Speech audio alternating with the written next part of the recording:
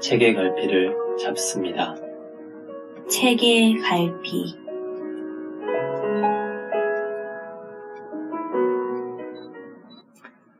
네, 안녕하세요. 책방 올 오어 나싱과 오디오북팀 립술이 함께하는 책의 갈피 첫 번째 시간 진행해 보겠습니다. 와, 자기적인 이런. 네, 오늘 첫 번째 시간은 맥주를 마셔도 사람이 죽지 않는 소설의 최은경 작가님 모시고 진행해 보겠습니다. 안녕하세요, 작가님. 안녕하세요. 네, 안녕하세요. 또 첫 시간인 만큼 화끈하게 자기소개 부탁드립니다. 네, 저는 독립출판으로 소설을 쓰고 책을 만들고 있는 최은경이라고 합니다. 혼자를 위한 문예지 언론을 발행을 하고 있고요. 소설집 도착하는 계절과 이제 최근에 나온 맥주를 마셔도 사람이 죽지 않는 소설이라는 책을 만들고 썼습니다. 아, 네, 소개 감사합니다. 화끈한 소개 감사합니다. 네, 저희 책의 갈피는 또 낭독극이 들어있다는 컨셉에 맞게 두 가지 또 단편 소설집 안에 있는 두 편의 낭독극을 준비를 했는데요. 그 중에 첫 번째 저희가 할 것은 맥주를 마셔도 사람이 죽지 않는 소설이라는 또 단편집의 하나입니다. 네, 그 전에 저희 은경 작가님의 그 소설 소개 잠깐 들어볼 수 있을까요? 네. 맥주를 마셔도 사람이 죽지 않는 소설이라는 소설집의 표제작인데요. 쉽게 말하자면 어떤 청춘들의 어떤 온상이나 고민을 담은 그런 소설집입니다. 그래서 소설을 쓰는 주인공이 등장을 하고요. 소설을 쓰는 주인공의 단짝 친구와 그리고 애인이 등장을 합니다. 어느 날 친구가 사람이 죽지 않는 소설을 써줘라는 부탁을 하면서 이제 이야기가 진행이 되는데요. 아무래도 소설을 쓰는 사람이 주인공이다 보니까 소설 속에 이야기가 나오기도 하고 또 과거에 있는 이야기가 또 회상을 하기도 하면서 좀 통통 튀는 그런 재밌는 전개를 가지고 있고요. 또 한여름이 배경이라서 정말 읽으시다 보면은 좀 맥주가 생각나는 그런 소설이 되지 않을까. 그러면 지금 딱 읽기 좋은 소설이라고 말씀해주세요. 지금 바로 읽으셔야 돼요. 오늘 같은 오늘같이 더운 날씨에. 더운 날씨에. 네, 그러면 저희 소개 너무 감사드리고요. 저희 낭독극 준비해봤죠, 우리님? 네, 그렇습니다. 열심히 준비했습니다. 준비되셨나요? 준비됐습니다. 네, 저희 좀 절더라도 양해 부탁드립니다. 네, 그러면 한번 시작을 해보겠습니다. 맥주를 마셔도 사람이 죽지 않는 소설.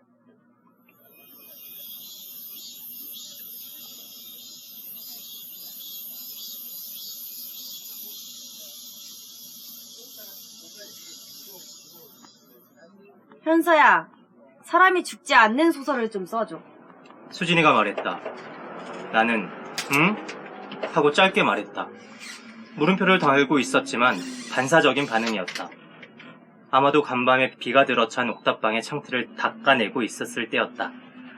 아침 햇살은 뜨거웠고 수진이가 집으로 불쑥불쑥 찾아오는 게 불쾌한 적은 한 번도 없었다. 우리는 9살이 되었을 때부터 단 한 번도 떨어져 본 적이 없었다. 수진이가 16에 3개월이나 가출을 하고 돌아왔을 때도 나는 수진이를 원망하지 않았다. 수진이가 22이 되어 멋대로 혼인신고를 했을 때도 나는 수진이를 나몰하지 않았다. 나무라고 원망하는 건 수진이의 부모님이 충분히 해주었으니 나는 그냥 수진이가 서운해하지 않았으면 했다. 이런 우정의 형태가 올바른지 아닌지 판단할 기준은 없었다. 그래도 나는 수진이를 좋아하니까 그걸로 되었다고 멋대로 만족했다. 그러니까 수진이가 내가 없는 집에 불쑥 찾아와 잠을 자고 돌아가도 애인이 심어놓은 방울토마토를 죄 뜯어가도 별로 문제가 되지 않았다. 아니 사실은 아주 약간 화가 났다. 음식 쓰레기를 널려놓고 그냥 가거나 애인이 아껴서 키운 커다란 방울토마토를 똑 따먹었을 때 그때만큼은 좀 얄미웠다. 수진이가 고리란 나를 보고 깔깔 웃었을 때는 제일 화가 났지. 그래도 괜찮았다. 정말 위였다면 수진이에게 말도 없이 사라져버리면 될 일이었다. 나는 수진이가 제일 화가 날 일을 알고 있으니 됐다. 현서야! 현서야! 수진이가 창틀을 닦는 내 앞에 섰다. 나는 방 안에, 수진이는 방 밖에 서 있지. 아이스크림 먹을래? 먹을래. 냉동실에 다 들어가지도 못할 만큼 아이스크림을 잔뜩 사온 수진이가 창가에 서서는 여름 햇살처럼 웃었다. 빵빠레 먹을래? 너 샤베트 부분 좋아하잖아. 아, 바보야. 빵빠레 말고 더블 비앙코를 사와야지. 헉, 진짜네. 미안. 난 그냥 브라보콘 먹을래. 잠깐만 기다려봐. 꺼내줄게. 비닐봉지 소리가 바삭바삭하게 울렸다. 그래서 바닐라랑 피스타치오 있다. 바닐라 먹을 거지? 아니 아까 뭐라고 했잖아. 못 들었어. 사람이 죽지 않는 이야기를 좀 써줘. 바닐라콘이 코앞까지 온과 동시에 수진이의 목소리가 울렸다. 너무 가까이 다가오는 바람에 몸을 움찔 떨고 말았다. 향기가 콧등을 타고 올라오기 시작했다. 오른손에 쥔 걸레랑 수진이의 손에 들린 브라보콘을 번갈아 보다 콘을 받아들었다. 갑자기 왜? 나는 축축한 걸레의 물기에 젖어버린 오른손을 어찌해야 할지 몰라서 자꾸만 손을 멈칫거렸다. 껍질을 까야 하는데 내 오른손이 너무 더러워서 망설였다. 망설이다가 결국 껍질을 깠다. 수진이는 끊어질 것처럼 무거운 비닐봉지를 들고 아무것도 꺼내지 않았다. 손가락에 피가 몰린 손으로 아슬아슬하게 가느다란 비닐 손잡이를 지탱했다. 수진아, 아이스크림 빨리 냉동실에 넣어. 그러다 비닐 끊어지겠어. 누가 너 줄 거래? 너 줄 건 하나뿐이야. 내가 다 가져갈 거야. 치사한 기집애. 벌써 표면이 녹아버린 바닐라 아이스크림을 악 물었다. 과하게 달콤했지만 그보다 더 과하게 차가웠다. 묵직하게 혀를 적시는 아이스크림을 냠냠 소리를 내면서 씹었다. 혀 속에도 뼈가 있다면 뼈가 시릴 만큼 차갑다고 말할 테다.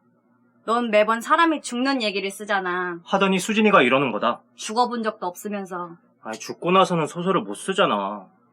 갑자기 억울해진 내가 강력하게 항의했다. 수진이가 입술을 삐죽거렸다. 화장이 반쯤 녹아내린 얼굴이었다. 가무잡잡한 수진이의 피부가 반들반들 빛이 났다. 비닐 안에서 녹고 있을 아이스크림이 신경 쓰였지만 저건 내 것이 아니니까 내 손에 든 것만 녹기 전에 해치우면 될 일이라고 생각했다. 무거운 비닐을 든 수진이의 오른손이 빨갛게 변하며 바들바들 떨리고 있는 것도 애써 무시했다. 나는 맥주를 마시면서 네가 쓴 소설을 읽는단 말이야. 그럼 맥주를 마실 때마다 죽고 싶어져. 그건 큰일이다. 맥주를 안 마시는 건 어때? 너는 소설을 안 쓰는 게 어때? 우리는 동시에 우울해졌다. 맥주를 마시고 소설을 쓰는 일은 우리를 동시에 우울하게 만들었다. 더불어 맥주를 마시지 않고 소설을 쓰지 않는 일조차 우리를 우울하게 만들었다. 나 그럼 갈게. 잘 가. 브라보콘 고마워. 아니야. 내가 멍청하게 빵빠레를 사와서 미안해. 우리는 감사를 전하거나 용서를 구하거나 하며 서로를 배웅했다. 수진이는 아이스크림이 잔뜩 든 비닐봉지를 반대편 손으로 고쳐들고 옥탑방을 떠났다. 나는 콘을 아작아작 다 씹어 먹었다. 빠진 입천장을 혀로 몇 번 쓸어보다가 다시 빗물이 고인 창틀을 닦았다.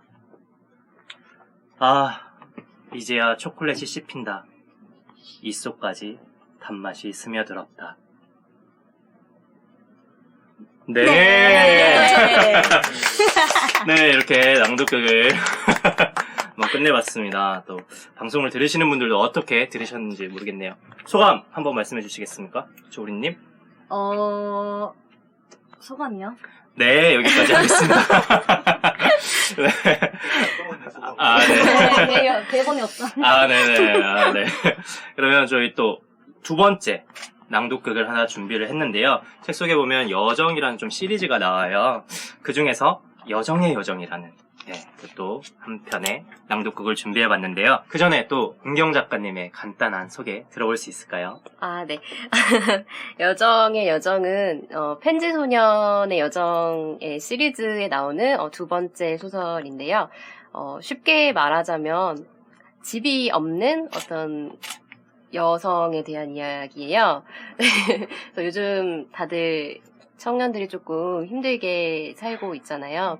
네, 그래서 그런 어떤 현실적인 것들을 가지고 있는데 이제 상자라는 아이템을 네. 상자라는 아이템 속에 이제 여정이 함께 등장을 하는데 집과 연결 지어서 좀 갈 곳이 없고 나를 둘 곳이 없는 그런 요즘의 어떤 청년들의 모습을 좀 오히려 판타지적으로 그린 그런 단편 소설입니다. 워낙 짧은 소설이라서 어떻게 소개를 해야 될지 조금 애매해서 네. 웬만하면 좀 직접 들어보시고 아, 어떤 네네. 내용인지 아신다면 더 좋을 것 같아요. 아, 네. 감사합니다. 또 저희 열심히 준비했나요, 조우리님? 네, 열심히 했습니다. 아, 네. 그러면 저희 또 여정의 여정 낭독극 시작을 해보겠습니다. 여정의 여정. 편지 소년이 나고 자란 마을을 떠나고 맨 처음 만난 사람은 상자 안의 여정이었다. 상자 안에는 사람이 있었지만 얼굴이 보이지 않았으므로 상자가 껍데기인지 상자가 본체인지 잘 몰랐다. 어쨌든 상자를 포함해서 여정이라는 이름을 가졌으니 여정이라고 부르기로 했다. 여정이 처음부터 상자였던 건 아니었다. 여정이 빈 상자를 받은 건 작년 어느 날 아침이었다. 상자 안에는 아무것도 담겨있지 않았다. 특별한 로고나 그림도 프린트되지 않은 상자였다. 받는 사람의 이름도 적혀있지 않았다. 택배 송장도 붙어있지 않았다. 상자 안은 텅 비어있었다. 빈 상자, 흔한 상자였다. 여정의 것이라 명백하게 확정지을 수도 없었다. 아무것도 아닌 상자. 여정은 상자를 받았지만 처음에는 신경 쓰지 않았다. 며칠간은 상자의 주인을 기다렸다. 혹시라도 떨어뜨리고 간 사람이 있을지도 모른다고 생각했다. 하지만 상자는 며칠째 그대로였다. 그래서 상자를 버리기로 마음먹었다. 이 정도 상자는 보물을 줍는 어르신들 손에 잽싸게 걷어질 거라고 믿었다. 그러나 상자는 계속 그대로였다. 상자는 여정의 곁을 떠나지 않았다. 퇴근길 여정이 여전히 집 앞에 멀뚱히 선 상자를 발견했다. 문득 상자에 몸을 구겨 넣어야겠다고 생각했다. 상자 안의 여정은 여정인지 상자인지 몰랐다. 본래는 상자였던 것에 여정이 들어간 건지 본래는 여정이었던 것을 상자를 담아낸 것인지 알 수 없었다. 상자인지 여정인지 모를 것이 움직이기 시작했다. 벌써 350일째 여정이야. 여정이 말했다. 편지 소녀는 여정이라는 어감이 펑 마음에 들었다. 그래서 누나는 어디로 가는 중인데? 잘 몰라. 상자가 가는 대로 가고 있어. 상자가 가는 대로? 상자가 이끄는 곳은 어디든 가는 거야. 상자의 여정일까? 여정의 여정이지. 편지 소녀는 왜인지 신이 나서 말했다. 누나는 집을 가지고 있구나. 부럽다. 나는 쫓겨났어. 달팽이 껍질처럼 말이지. 달팽이 껍질처럼. 내 모습이 사실은 민달팽이를 닮았으면 어떡하지? 그럴 수도 있지. 하지만 그게 나쁜 건 아니잖아. 편지 소녀는 명랑하게 답했다. 여정은 36년 동안 월세를 살았다. 부모님도 월세를 살았고 여정이 태어나고 독립할 때까지도 계속 월세를 살았다. 거처를 옮긴 여정도 월세를 살았다. 전세를 마련해 보려고 10년 동안 일했는데 월세 보증금으로 그 이상이 나갔다. 여정은 조금씩 지쳐갔다. 회사 문제로 서울로 독립은 했지만 부모님처럼 월세를 벗어나지 못했다. 월세 45만원, 관리비 5만원. 달에 50을 집세로 썼다. 보증금은 2천. 그나마 반지하를 벗어나기 위해 무리한 금액이었다. 얇은 벽을 사이에 둔 옆집은 중국인 가족이 살았다. 주말이 되면 무척 시끄러웠고 집 앞에는 한자 투성이의 술병과 식재료 상자가 가득 쌓여 있었다. 가끔 인사를 했고 가끔 낯선 음식을 나누어 받았다. 위층에는 집주인의 둘째 아들이 살았다. 집주인 아들은 수시로 아래층을 서성거렸다. 운동을 하거나 담배를 피우거나 흘끔흘끔 창 너머를 살폈다. 바깥과 연결된 욕실 창문이 늘 신경 쓰였다. 화단과 연결된 욕실은 얼기설기 대충 덧댄 창이었고 심지어 금까지 가 있었다. 한 번은 샤워를 하다가 닫아놓았을 창이 반쯤 열려있는 걸 본 적이 있었다. 너머로 집주인 아들과 눈이 마주친 이후로는 계속 마음이 불안했다. 가득가득 화단을 막아놓은 벽돌이 깨지는 소리가 울릴 때마다 흠찍거렸다. 고양이가 야옹 울면 그제서야 가슴을 쓸었다. 주인집 아들은 여정보다 2살 어렸는데 늘 새벽 3시까지 잠들지 않았다. 그러다가 상자 안에 여정이 말했다. 집주인이 갑자기 방을 빼달라는 거야. 첫째 아들이 아이를 낳아서 이 집에 들어와야 할 것 같다고. 리모델링을 할 거래. 두 집을 합쳐서 집을 하나로 만들 거랬어. 그러니까 빨리 좀 나가줘야겠대. 공사할 시간도 필요하고. 계약 기간이 6개월 남았을 때였다. 중국인 가족도 방을 뺐다. 학자금 대출도 아직 다 갚지 못했다. 집에서 회사는 2시간 반이 걸렸다. 부모님은 여전히 월세를 살았다. 노후 준비는커녕 연금 하나 들지 않은 부모님이었다. 나도 사실은 쫓겨난 거지. 그때 상자가 나타났다. 마치 새로운 집이 나타났다는 것처럼 시기적절하게 여정이 앞에 등장했다. 상자에 발을 밀어넣는 순간부터 여정은 마음이 편안해지기 시작했다. 상자는 이상하게 몸에 딱 맞았다. 들어가자마자 안락했다. 상자는 여정이 몸을 넣자마자 움직이기 시작했다. 1년 동안 상자 안에 있었어. 상자 속 여정의 목소리가 말했다. 동시에 상자가 드륵드륵 소리를 내며 움직일 준비를 했다. 펜지 소녀는 그림 하나, 글씨 하나 적히지 않은 상자를 신기하게 바라보았다. 너는 어디로 갈 거니? 엄마를 찾으려고 해. 엄마가 날 삼촌 집에 맡겨놓고 갔는데 20살까지만 이라고 했거든. 엄마는 파란색 눈이니까 나 금방 알아볼 수 있을 거야. 누나는? 난... 여정인 상자가 펜지 소년의 말에 잠시 생각하는 듯 망설였다. 그리고 피곤한 목소리로 대답했다. 난 아직 상자 속에 있을래. 이곳은 정말로 안락하거든. 여정이 한숨처럼 대답하자마자 상자가 소리를 내며 움직였다. 너희 엄마가 잘못 생각했어. 20살이 넘어도 혼자선 살아갈 수 없어. 살아갈 곳은 더더욱 주어지지 않아. 여정의 말이 채 끝나기도 전에 상자가 움직이기 시작했다.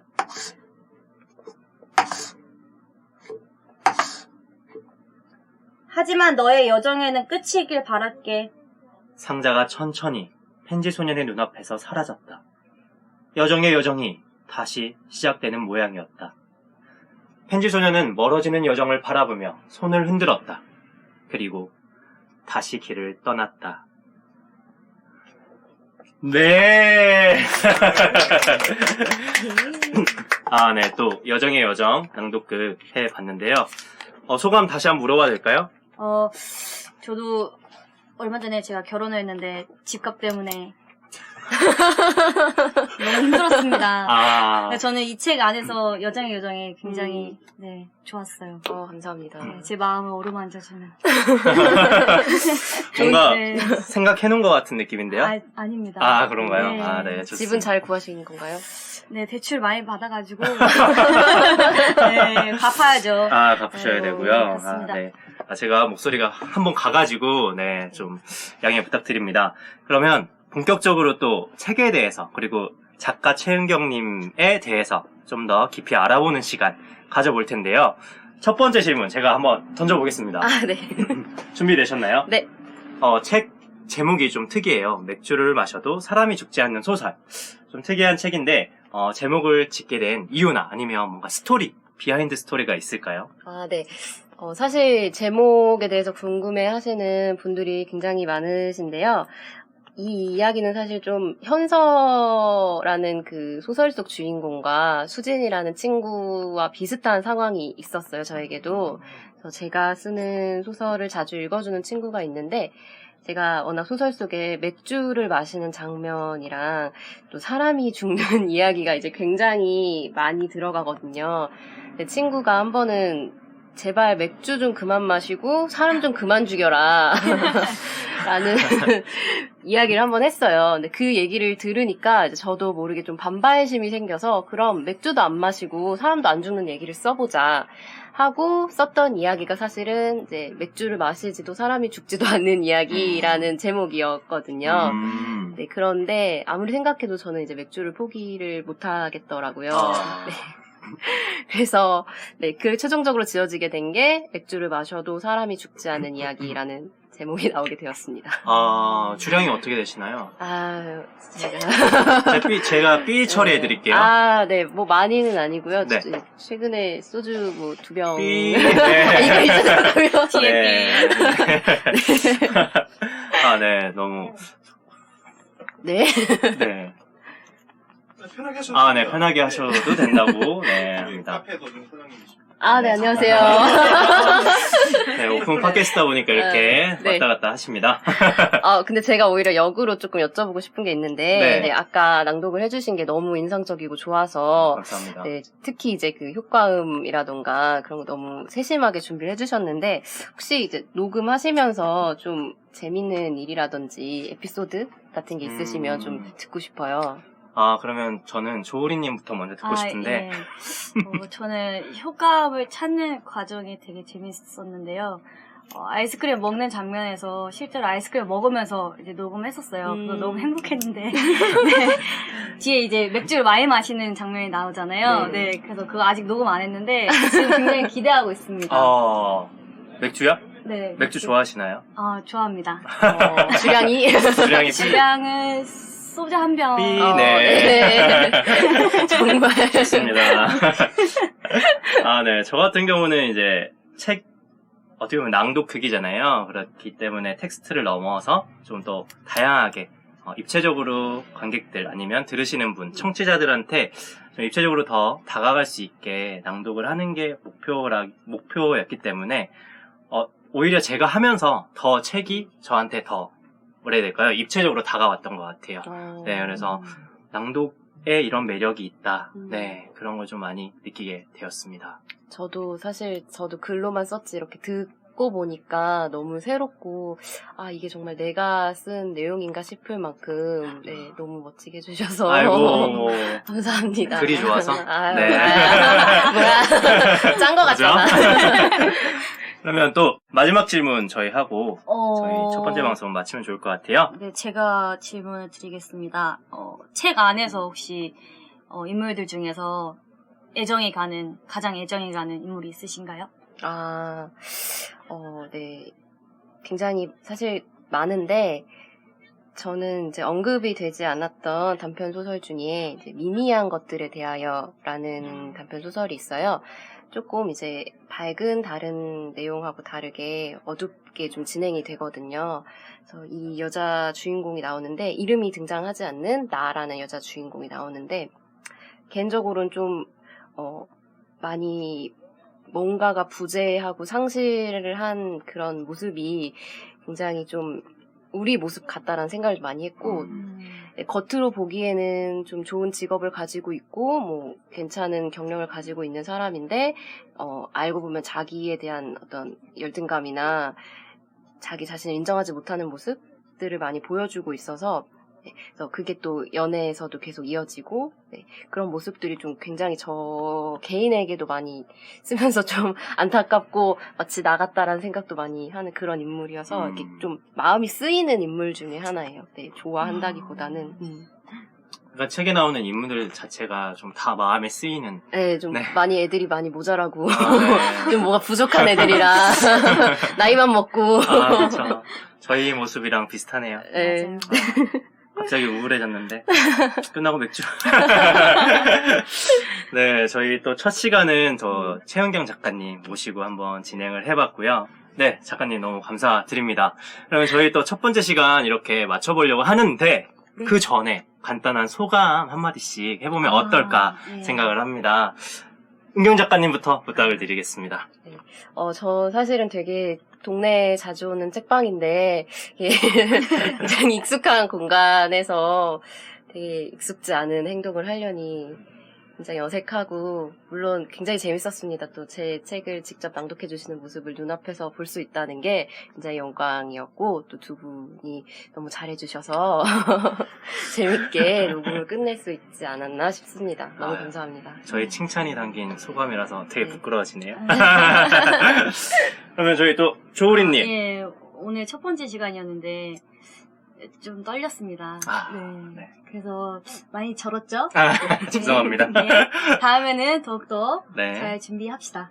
아, 저한테 하시는 말이에요? 아니, 저 자신한테. 시선을 네, 저를 보고 말씀하시는 거죠? 아니, 잘 준비하겠습니다. 아, 네. 저도 처음 해봐서 또 조린님과 마찬가지로 잘 준비해서 또 다양하게 책을 접할 수 있는 기회를 만들어가고 싶다는 느낌을 많이 받았습니다.